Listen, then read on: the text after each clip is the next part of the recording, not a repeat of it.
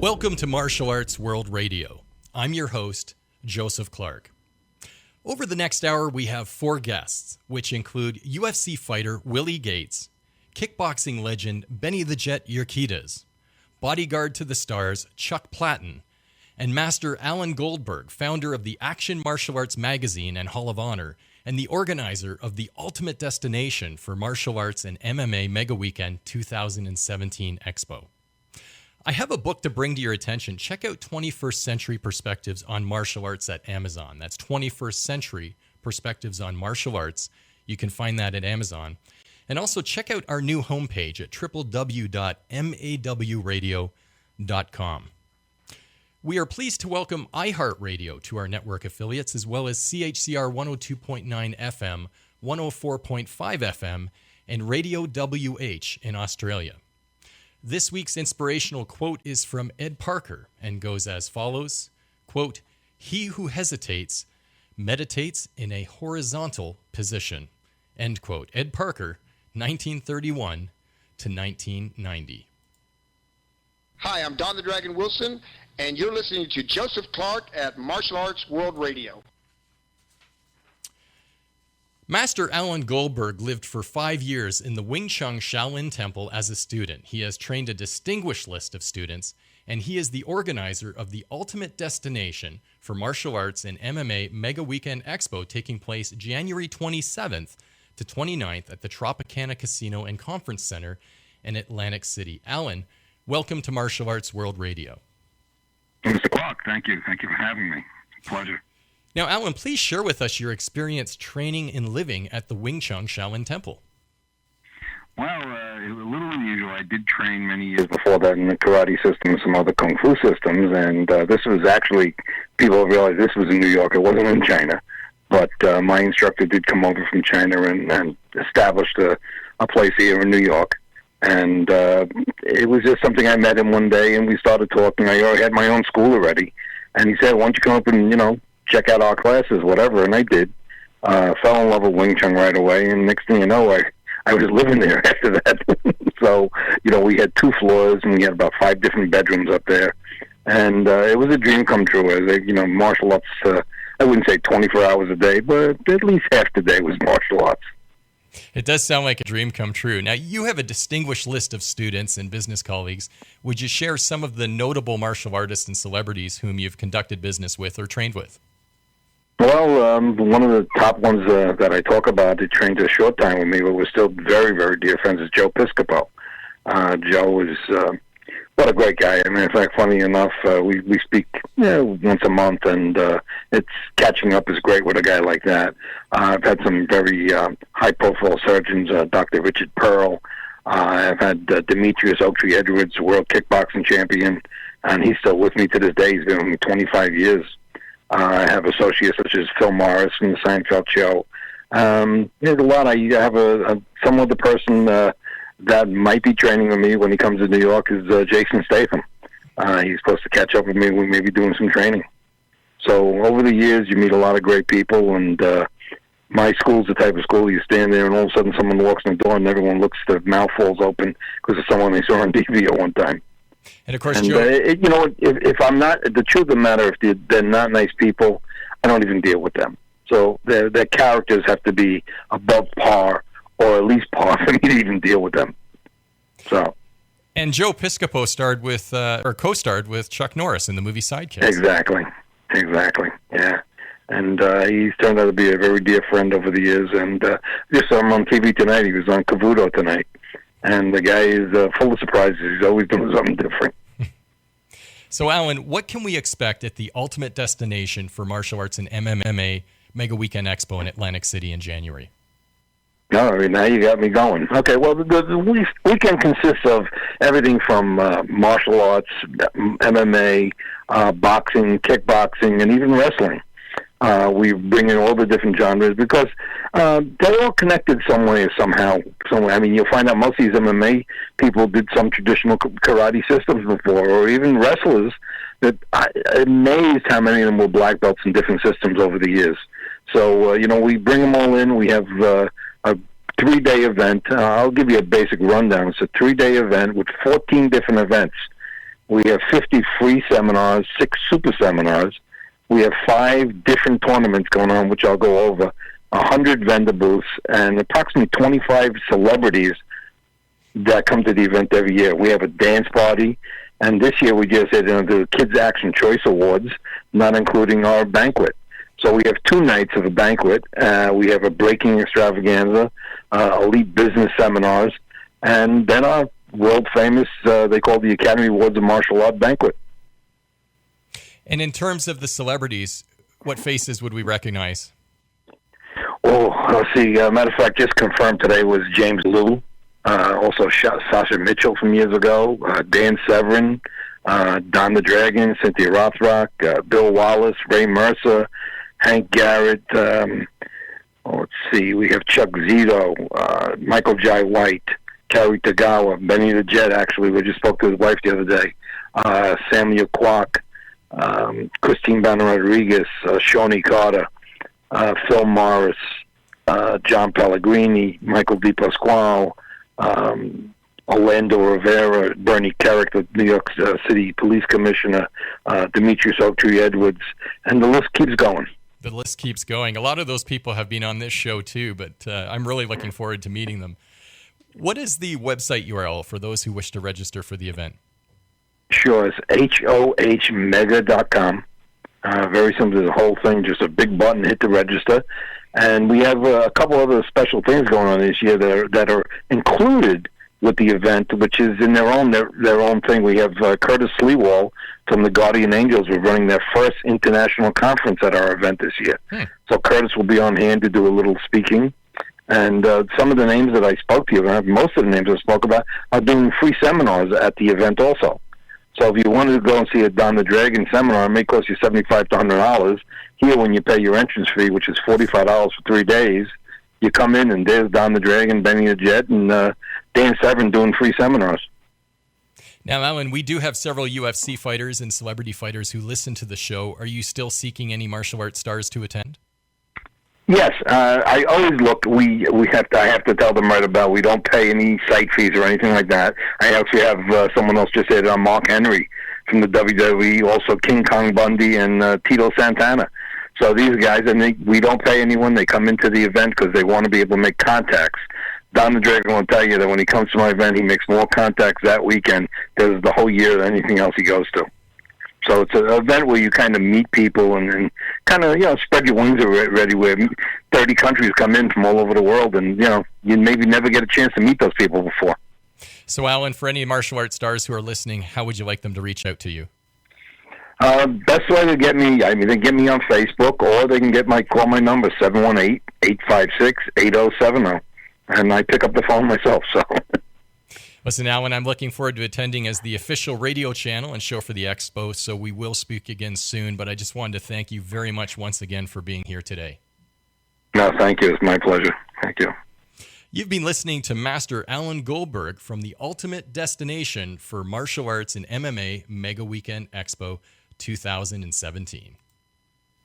This is UFC fighter Jason Sago. You are now listening to Martial Arts World Radio with Joseph Clark. Last September, I had the opportunity to grab some Chinese food with martial arts legend and world champion Benny the Jet URQUIDEZ. We had a bite together around the corner from his school in Los Angeles. Here is that interview. Benny, thank you so much for allowing me the opportunity to interview you once again. Thank you much, Joe. Internal martial arts. We discussed this in a previous interview. Would you elaborate on this further? Internal martial arts is about the inner soul. We take a journey and we're learning externally physical movement. And in that, trying to understand a physical movement, a block, a strike, a direction. But truly, what's all about internal martial art is about understanding the why, the direction. That gives you the mental edge of understanding why you're doing what you're doing. And so I think internal martial arts, what it does, it brings up emotions that stop us from our better self, or it brings up emotions that help us get through certain things. That's internal martial arts. So would you say a full contact fight, for example, or even a street fight would uncover emotions that we've never experienced in other aspects of our life? When you're talking about full contact, you're talking about a threat. And when you talk about a threat and you feel threatened, whether it be emotional threat, physical threat, spiritual threat, character threat, all brings up things that we hide very well, because there's a certain program that's been taught to us to hide very well, because showing the emotions of fear, anger, frustration, anxieties, it brings up to where people usually like to take advantage of it. And as they take advantage of it, it actually doesn't come out in a good way. Benny, please share with us your philosophy on the ring as the square jungle.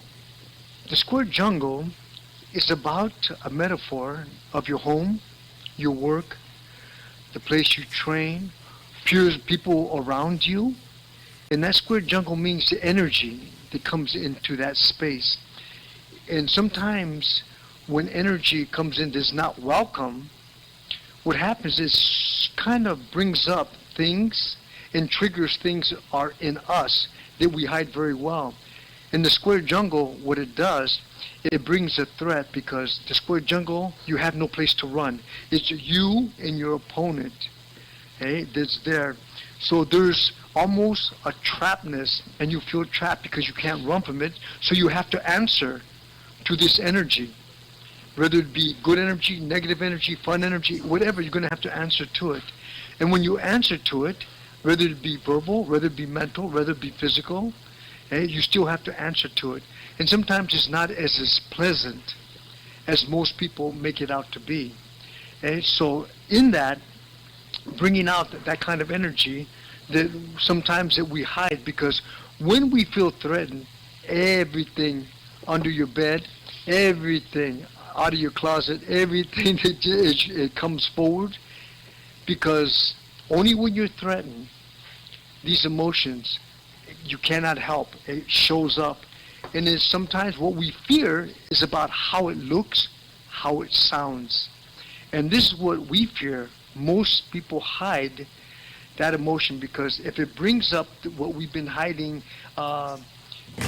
fear, then sometimes it shows up in crying, sometimes it shows up in yelling, sometimes it shows up in freaking out, sometimes it shows up in a way that sometimes we get embarrassed by what it looks like, or sometimes we get embarrassed by what we say, and we always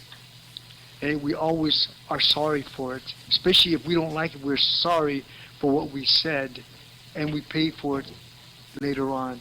Now, you've been in street fights, several street fights, as you shared in the book The Jet. Are there different emotions that you feel in a street fight as opposed to a fight in the ring? So you're talking about a street fight or talking about a fight in a ring. The difference is, the fight in the ring, there's rules. You go by rules. Hey, you can't grab, you can't go to the throat, you can't kick to the knees, okay, and so forth. So there's rules in the square jungle, which is the ring. In the street, there is no rules. It's about survival. So the different emotions come out. Is the first thing usually comes out is anger, okay? Because anger is very easy to show up. It shows up faster than fear. So when that anger comes up, and you start striking, and you start defending, and you start doing whatever out of anger, what follows behind that anger, because if you hit somebody and so forth, and it doesn't do anything to that person, fear follows behind it like, uh-oh, he's going to hit me harder, or I'm going to pay for that. And so there's a fear base of, am I going to be able to handle what he gets back to me? So it's easy to actually give out. As I say, it's easy to dish it out, but to get the return from it, not many people can handle the return. So in the street, the reason why the emotions come up faster is because there is no rules and nobody is there to stop it. That's why there's a danger in the street. And even though in the ring there's a danger of being knocked out or being unconscious or having some type of injury to the head, it's not as fearful because there's always, the rules make it more safer than the streets.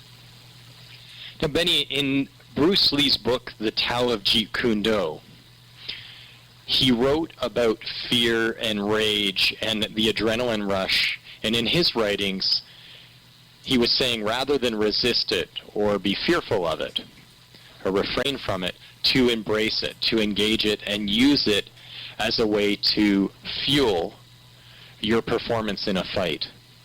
How do you feel about that? I feel what Bruce Lee was talking about is to use that kind of emotions to actually benefit from it. But for myself, I know from fighting in a ring and going to third world countries and fighting where there's no rules, I recognize if you use anger, fighting, you become blind. All you see is an object and you're going after it out of anger. And you become a checker player. That means you'll give them one hit and you'll take 3, 4, and 5, and it doesn't matter to you because you're angry and you're going to stop that person in front of you or the targets in front of you. You want to stop it. So you're not really looking. If it's fearful and if you have a lot of a lot of fear while you're in the ring and somebody hits you, it's like having a cold shower. It's like getting a cold shower and there's this shock goes to your body and it actually stops you from moving forward into protection. And all you're doing is trying to protect yourself by hiding, running, or getting out of the way. So the fear, and sometimes they say, well, the fear, instead of running away, I run at the person. And a lot of people that actually use fear to move them forward, they're actually not hitting target, they're just striking at a person, and they're not hitting targets, they're just going and trying to stop that person out of fear. And if it comes to a third stage, which is frustration, is when you start talking to yourself and beating yourself up mentally. And you start telling yourself, what's wrong with me? Come on, I'm looking bad. I'm better than that. And you start saying all these. In other words, a lot of other voices start coming in your head. And all these other voices starts putting doubt in you. And then you start getting frustrated. And you start getting angry at that frustration. But if you go to the stage 4, which is anxieties, means I'm stuck. I can't move. I need somebody to help me get out of it. Either give me something or go to a doctor to give me something to slow me down. Or usually somebody, your corner man that you trust, will help you and calm you down to get you out of that anxieties. Benny, in your book, The Jet, you shared that when you were younger, you got in some trouble with the law. And it sounded, from your description in the book, like you had what we'd refer to as an aha moment. You came to some realizations. In fact, a couple times in your book, you mentioned areas where you, in your life and in your journey, where you came to some realizations about things that troubled you about your behavior at that time. You were aware of them, but then you still indulged in that behavior a little longer. So at some point in your life, was there a monumental moment where you turned a corner, or was it always a gradual transition for you to get to a more enlightened state?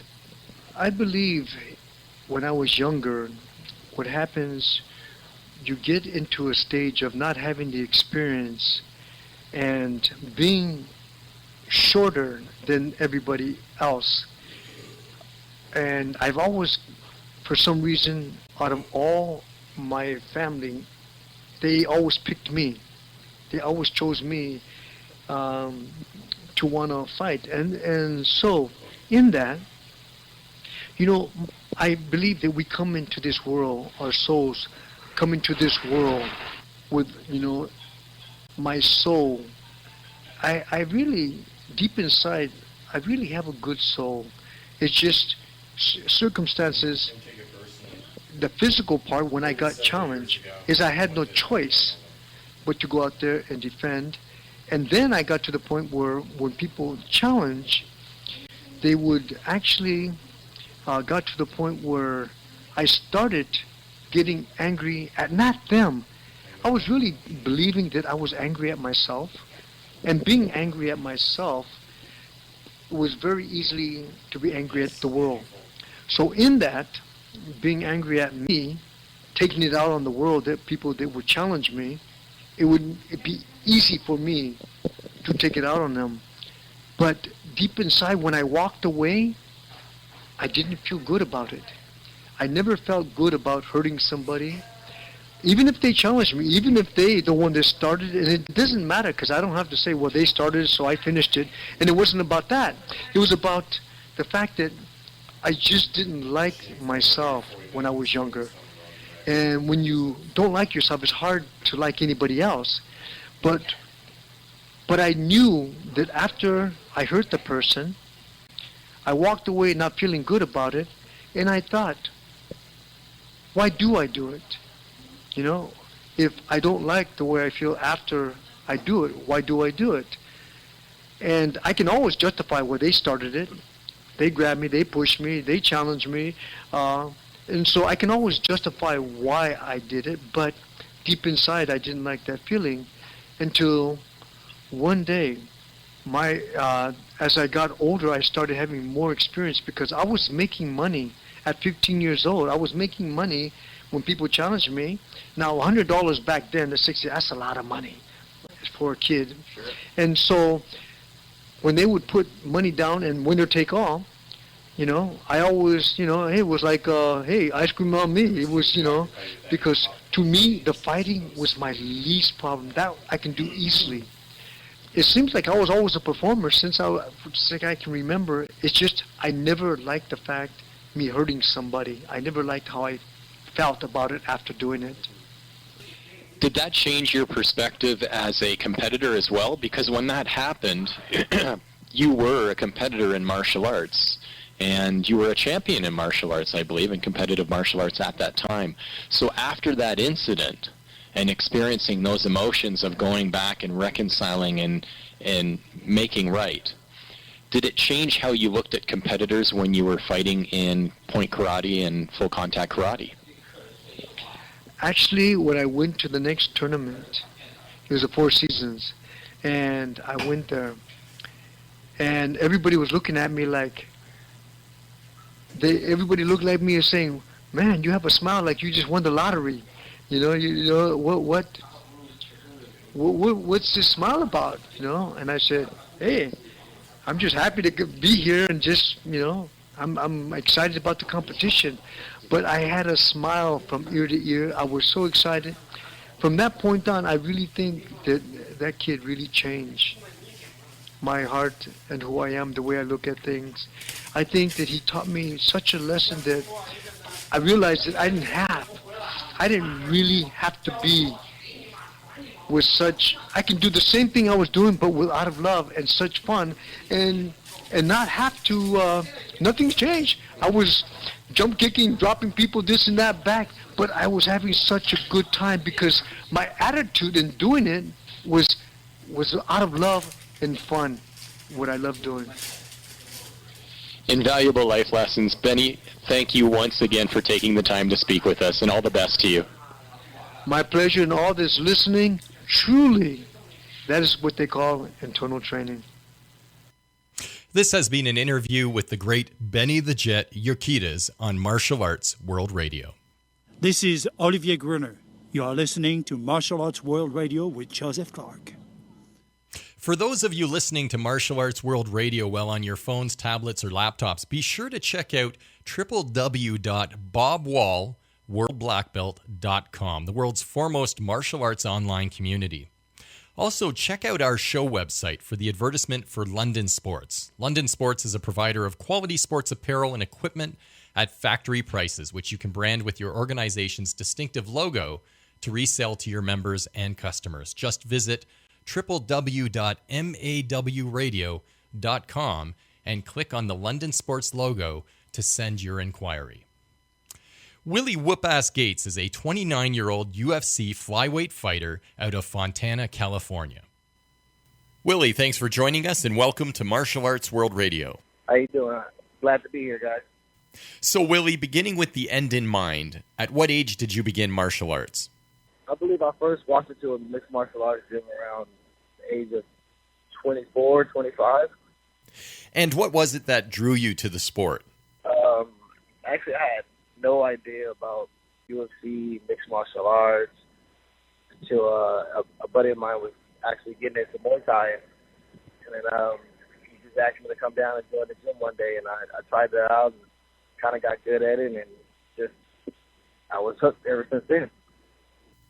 So what was it, Willie, that inspired or motivated you to compete?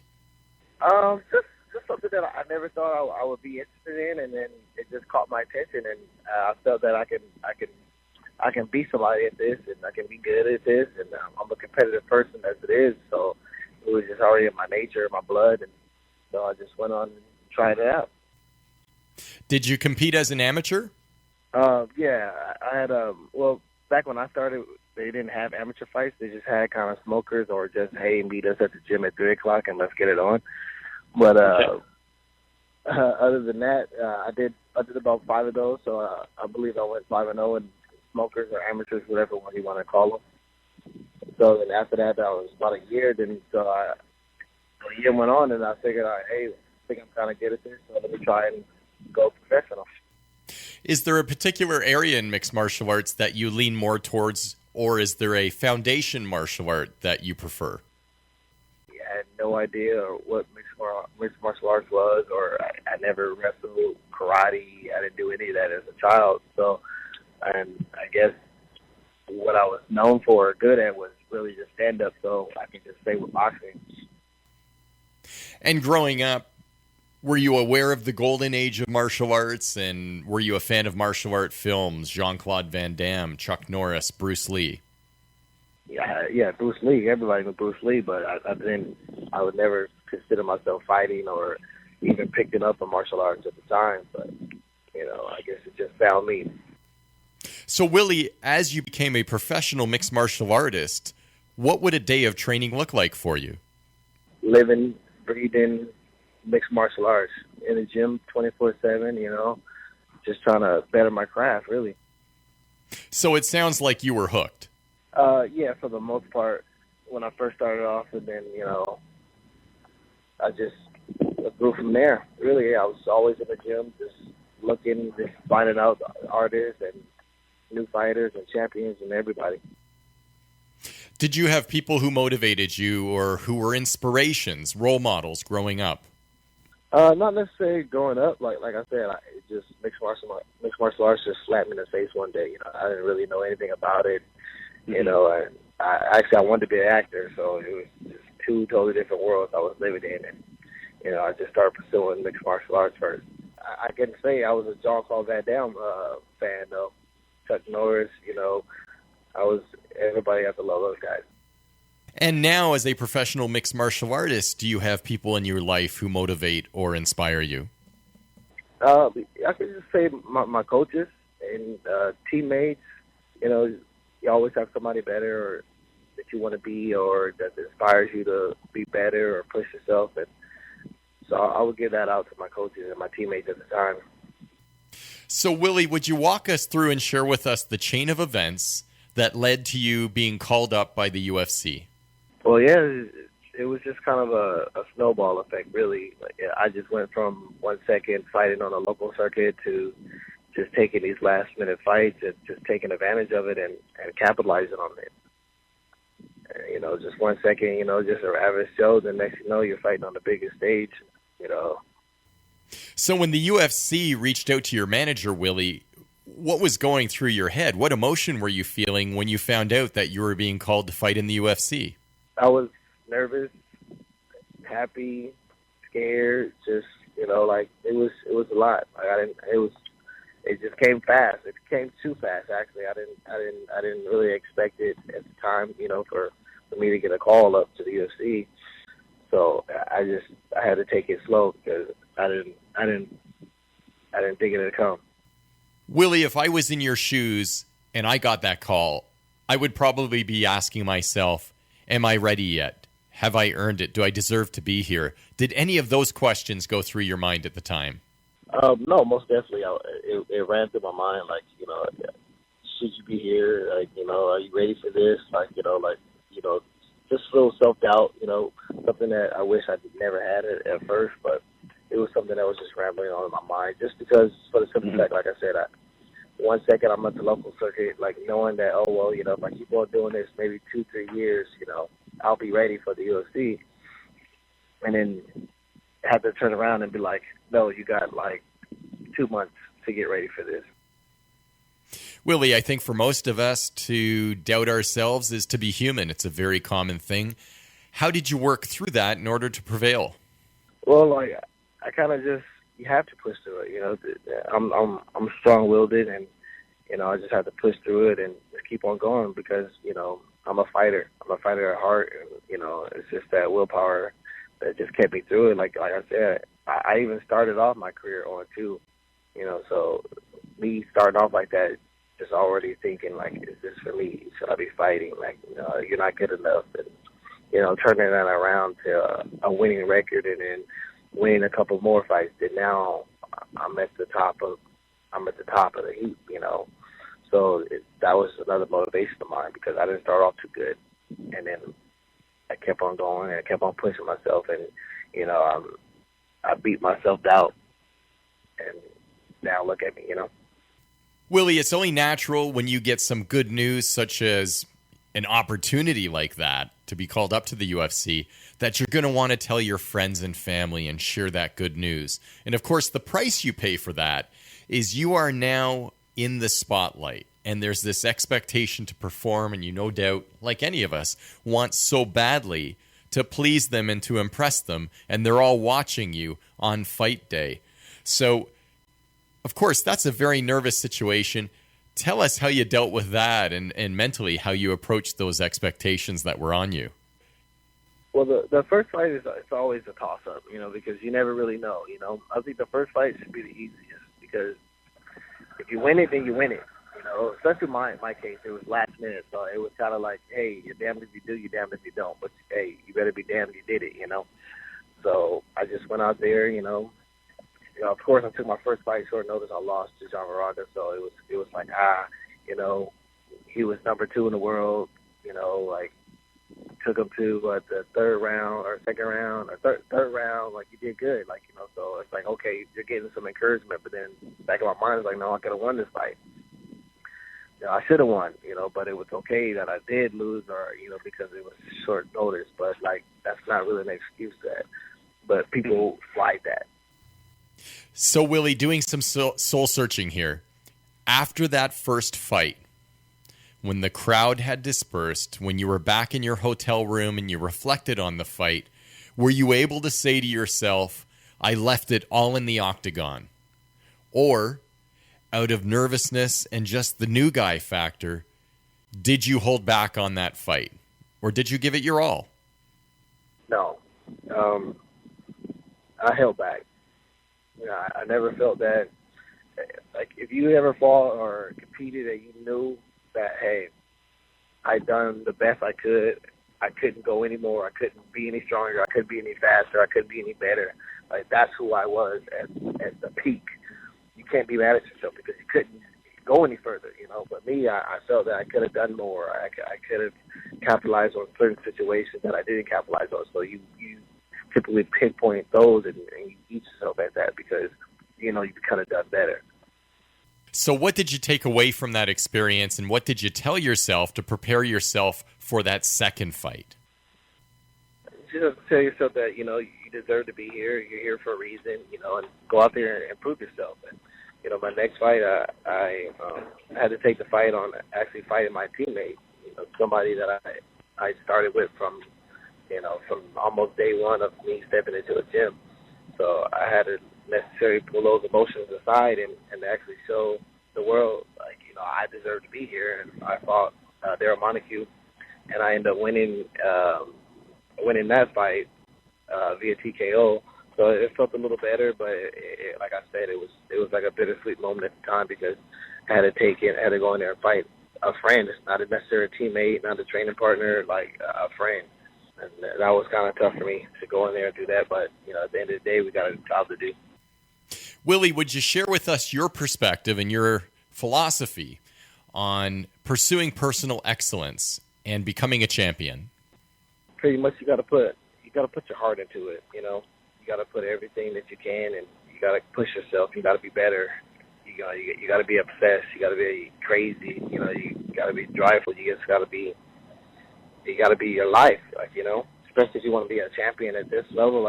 You have to, and that's where I felt that I messed up because I had so many other distractions in my life, and I was dealing with so much stuff and so many other things that was turning me away from what I needed to focus on, and it showed in my performances. Are there challenges now in life outside of the octagon that you're better equipped to take on as a result of your experience as a mixed martial artist? Most definitely, but like I said, I was dealing with them at the time, and it affected me and my performance. So, I just got to start back from square one and then show them that, I really did deserve to be there. Maybe I wasn't really fully prepared to be there at the time, but hey, man, I'm back and I'm ready. Willie, many of my guests, Jason Jackson, Don the Dragon Wilson, Bob Wall, they'll tell us that the challenges in the ring or the challenges in the octagon are easy compared to the challenges in life. Losing somebody, overcoming grief, dealing with relationships. These are challenges that are very complex as compared to the challenges in the octagon. Would you agree with that? Well, yeah, definitely, because, that's life. And life is forever, and then whatever you're doing in the octagon, it's only 15 to 25 minutes, so it's temporary. So losing someone versus a fight is, you can't compare. But it's still a challenge, and life is challenging and something that you just got to overcome, and you have to overcome some situations in life, and you got to overcome some situations in a fight. So in a sense, it's all the same, And Willie, as we bring our interview to a close, would you impart some words of wisdom for our listeners who are young martial artists or new to mixed martial arts and are hoping to become a professional or hopefully someday fight in Bellator or the UFC? Just give it your all. If it's something that you really want to do and you want to pursue, just make sure you do it 100% so you have no doubt if you fail or succeed in it. Willie, thank you very much for joining us, and we wish you all the very best on your ongoing endeavors as a professional mixed martial artist. You have been listening to my interview with UFC fighter Willie Gates. Here's a little history lesson on one of the greatest fighters of all time, Chuck Norris. One of the big three all-time karate champions, along with Mike Stone and Joe Louis, Chuck Norris won every major title in his sport throughout 1965 to 1974. His victories, too numerous to list, ranged in distance from coast to coast and included the 1967 and 1968 International Grand Championship, the 1967 All-American Grand Championship, the 1968 World Professional Middleweight title, and he received the Golden Fist Outstanding Fighter Award, decade 1960 to 1970. Norris was the first fighter voted into the Black Belt Hall of Fame in 1968.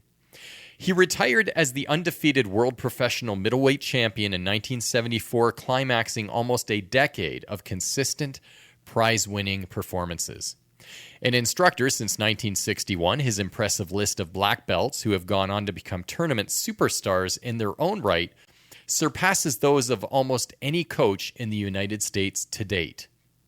He has promoted 111 students to the rank of black belt, and he is the coach of the only undefeated black belt teams in the world to compete in all the major tournaments. Additionally, he has given private instruction to the Osmond brothers, Steve McQueen, Bob Barker, and Priscilla Presley, to name a few. His officiating expertise was cited at the 1973 Battle of Atlanta, where he received an Outstanding Official Award, and he has served as chief referee at the Internationals, the Southern Coast Pro-Am, and the 1975 World Tournament in Nassau County, New York. Norris's promotional efforts include appearances on Johnny Carson, Merv Griffin, FBI, Room 222, Mike Douglas, Truth or Consequences, and the Dinah Shore shows. All this before he became a action film megastar. This is UFC fighter Alex Ricci. You are listening to Martial Arts World Radio with Joseph Clark.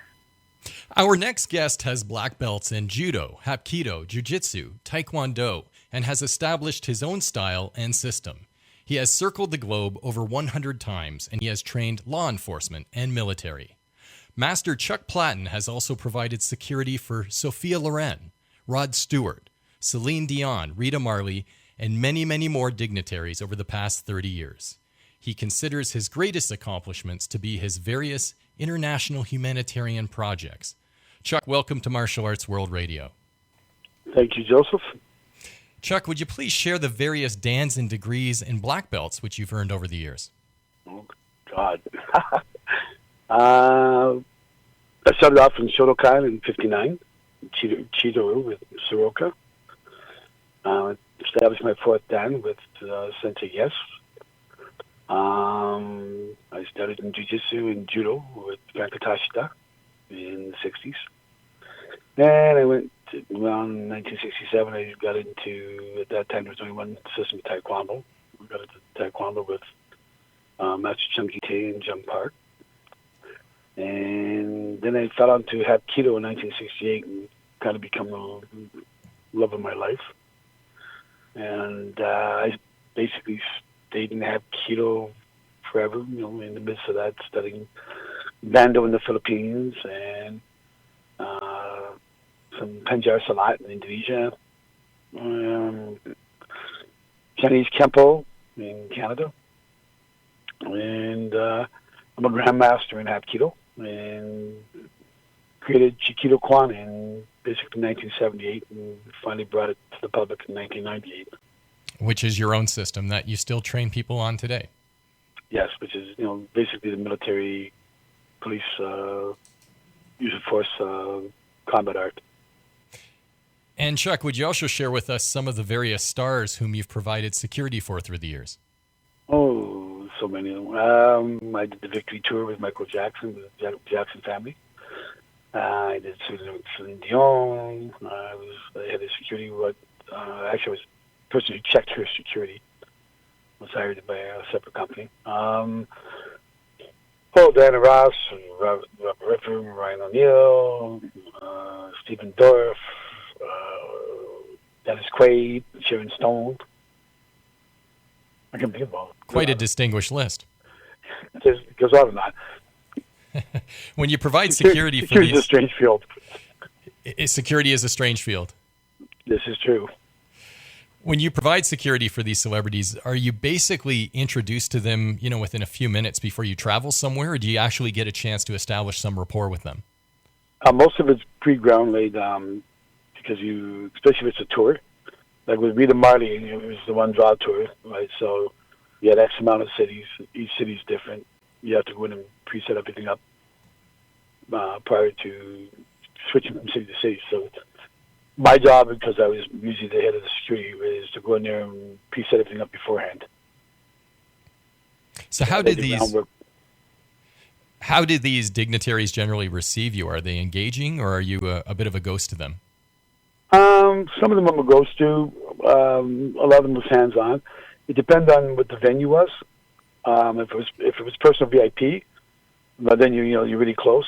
Like with Dennis Quaid and Robert De Niro and Sharon Stone and Stephen Dorfer was Stephen Dorfer. I was the actual chauffeur bodyguard type thing with him and Robert De Niro and Dennis Quaid. That was a Disney film done up here in Canada.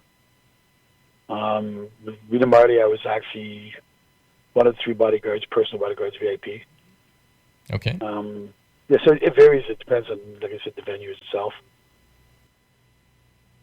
So would you describe for the benefit of the listening audience the type of vigilance or attention to detail that's involved in these instances where these people are under your care? Yeah, that varies. It's strange to me. We live in a violent world, and sometimes the violence is just beyond what most people understand mentally. When you're a star, for some reason, people do some really strange things when you're a public dignitary or a public figure. It doesn't matter if it's political or entertainment or whatever.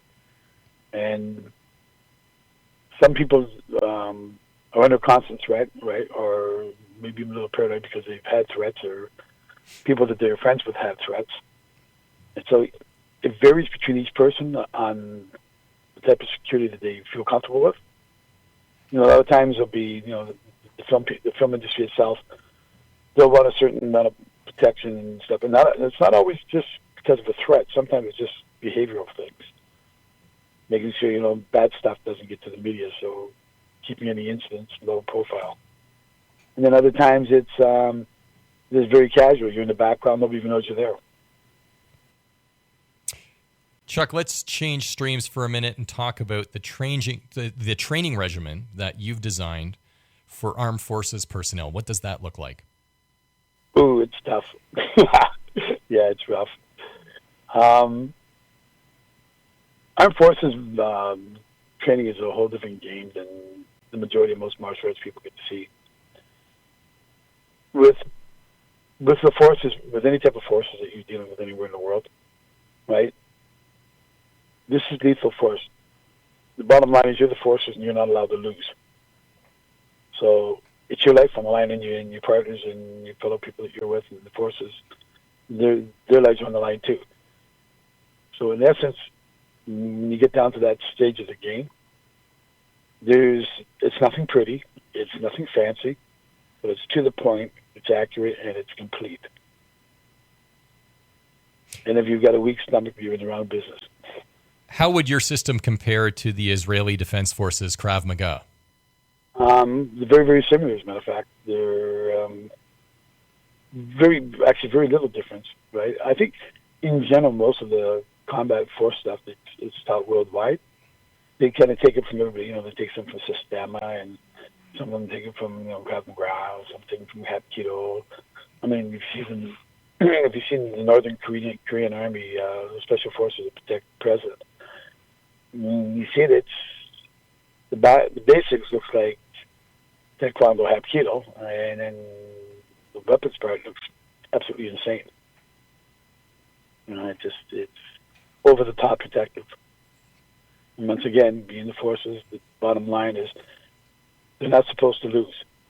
That's why they're the armed forces. So, Chuck, how does your law enforcement training your law enforcement training differ from the military? Obviously, it's restrictive, it's non-lethal, but how would it differ? Worldwide peace forces all have the same general idea and the general restrictions. It's what is now acceptable by the public is use of force, right? So, unlike in the military where you would, this is violent. You would bash some guy's head with a gun because you have no choice, right? These people are not all lethal criminals. Some of them are just drunk and disorderly, and maybe just obnoxious, or maybe just maybe there's somebody who's mentally ill or mentally challenged. Sure.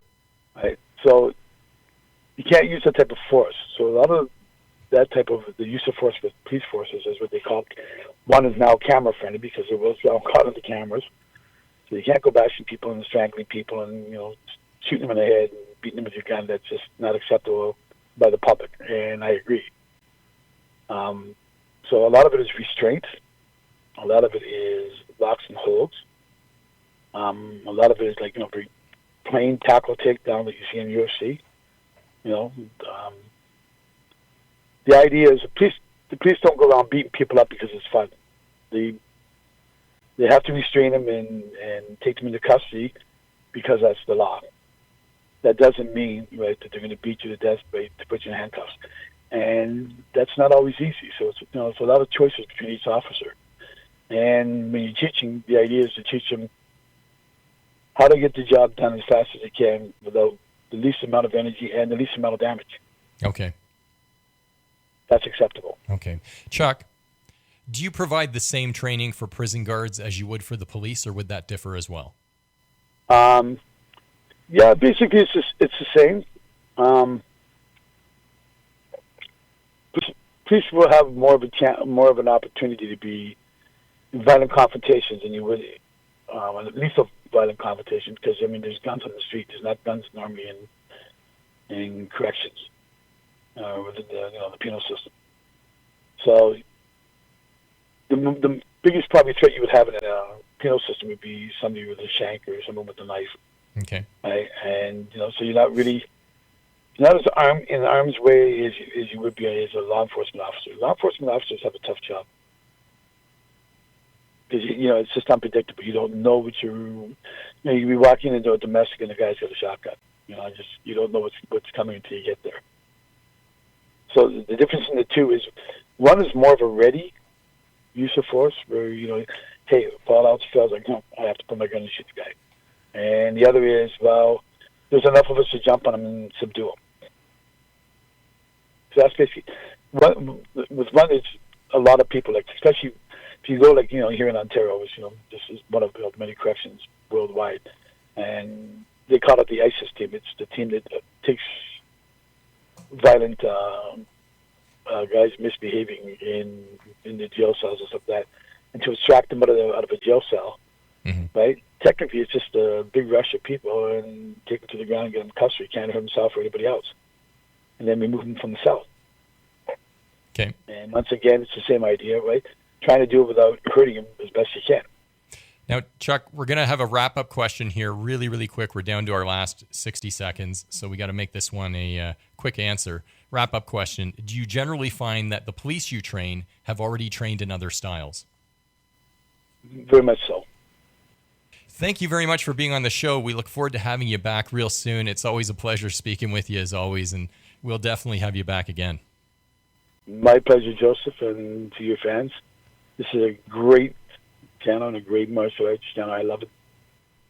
Hey, much appreciated, Chuck. This has been an interview with security expert Master Chuck Platten. Be sure to check us out at www.maradio.com and follow us on Facebook, Twitter, LinkedIn, and YouTube by following Martial Arts World Radio. I'm Joseph Clark. All the best, and thank you for listening.